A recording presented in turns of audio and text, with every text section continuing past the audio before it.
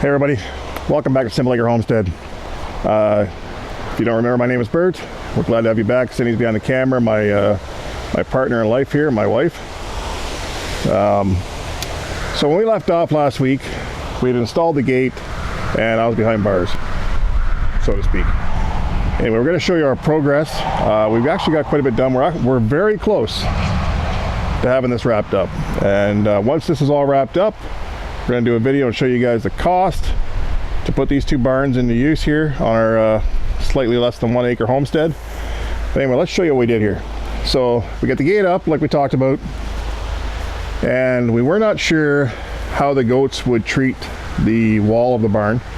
So as you can see over here, I put metal 4 feet up all the way along just to give it something to keep them from rubbing their horns on the wood, etc., etc.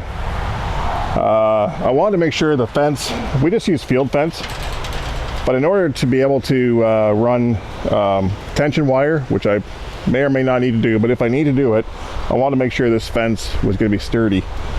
And I'll be honest with you, cosmetically, I just liked to have a finished look to it. So we did take some pressure treated lumber, go all around the outside, basically cut holes through the pressure treated lumber to fit the posts that we use, which are just old chain link posts that we had picked up on the side of the road. Cut the holes, hammered the 2x4s down around the posts, and then I cut a slightly larger hole into the wood that would fit these caps to basically cover off the hole that we drilled for the chain link posts.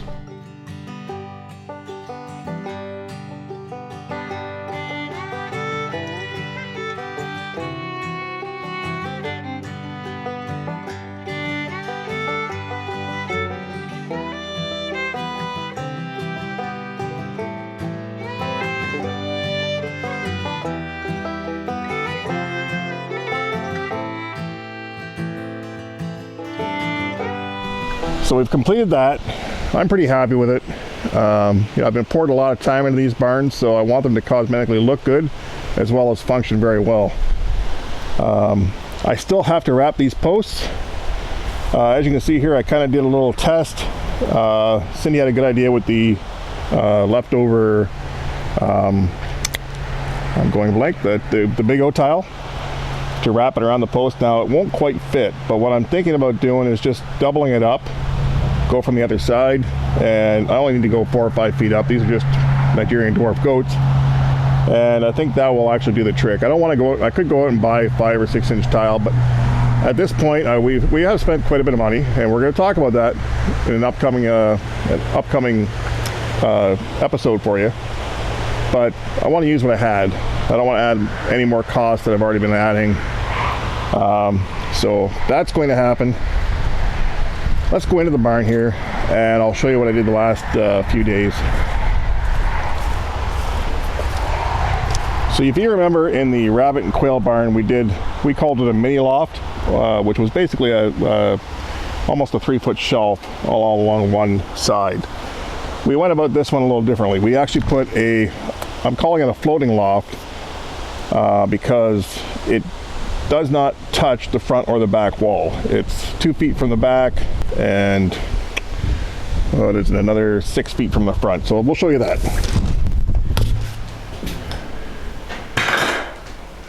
So you can see up here, 77 inches from the floor. So there's lots of room for me walking around. I'm only 6 feet tall and Cindy is much, much less.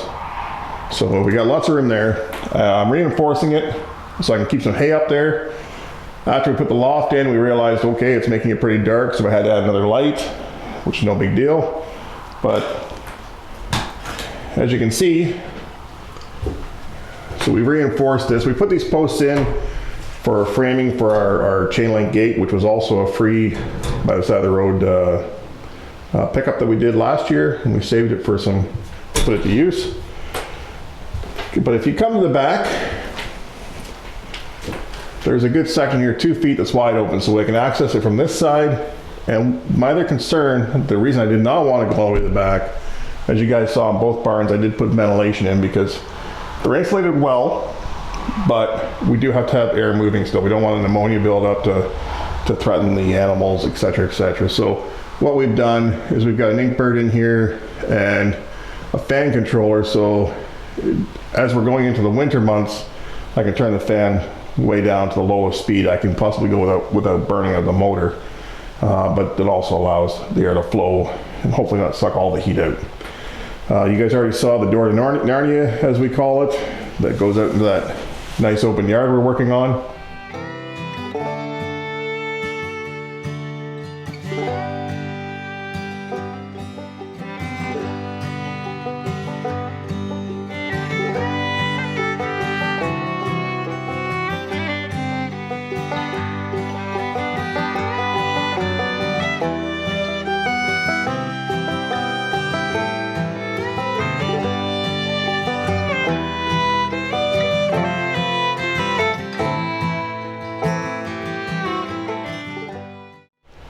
So, as you can see, very close to being finished. What I'm actually going to do this afternoon is I bought some hangers, I'm going to put some 2x4s, and I'm going to finish working on this pen. For now, we're just going to leave this as one big pen. Eventually, we may put some sort of divider up. We kind of like to come up with a way to do a portable divider system, whether it's something we can move around, modify based on our needs. We don't plan to keep a lot of goats, just what we need to keep ourselves into milk. And so Cindy has her goat fix, keep her happy. So that's the plan. Gonna put these rails up today and finish this, clean this out. The milking stand is going to go over there, but we'll show you that when we get that done. And that will leave us basically enough room to put some feed here in this corner, this kind of wasted space. And voila, we're good for the winter.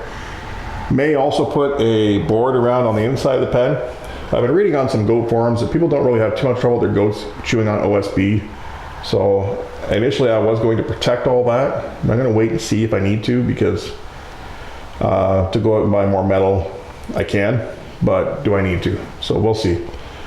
But in the meantime, I've also read what some people do is they put like a ramming board about 2 feet off the ground, 2 to 3 feet depending on your goats, to give them something to push up against instead of pushing their horns into the OSB and wearing it down. You'll notice here I made 4x4s by using two 2x4s. The purpose for that was I don't want to use pressure treated lumber. So I want to keep something that if the goats chew on it, no major harm done to them. And just if anybody's curious, I did use tap cons into this concrete. This is that dry pour. I didn't have any issue. Used a cement drill, drill it in, and put the screws in, no big deal. So far, pretty happy. All right, so having said all that, I'm going to get started on these rails so we can get this wrapped up. And we'll get a video out to you guys, because this has been going on for a few days now. We had a little time there where we took to ourselves, because you guys probably know my grandfather passed away. So we lost both my grandparents in the last few months. I was very fortunate at this age in my life to have known my grandparents as long as I have. I was also very fortunate to know a lot of my great-grandparents. So can't complain. They're better off together again. So I'm gonna get back at this, guys.